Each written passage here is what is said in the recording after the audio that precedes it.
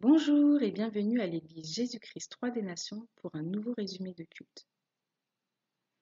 Dans 1 Jean chapitre 2 versets 13 à 22, il est écrit: La Pâque des Juifs était proche et Jésus monta à Jérusalem. Il trouva dans le temple les vendeurs de bœufs, de brebis et de pigeons et les changeurs assis. Ayant fait un fouet avec des cordes, il les chassa tous du temple ainsi que les brebis et les bœufs. Il dispersa la monnaie des changeurs et renversa les tables.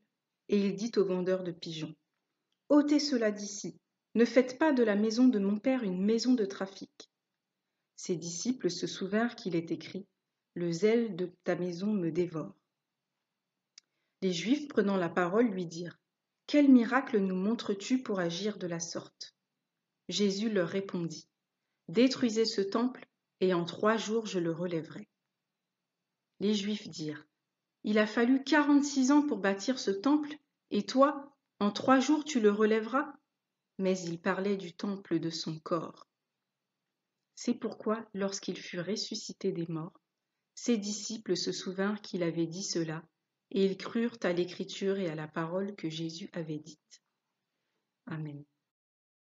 Le temple était un aspect de l'alliance entre Dieu et Israël, et en agissant de la sorte, c'était comme si Israël disait à Dieu: On ne veut plus de toi.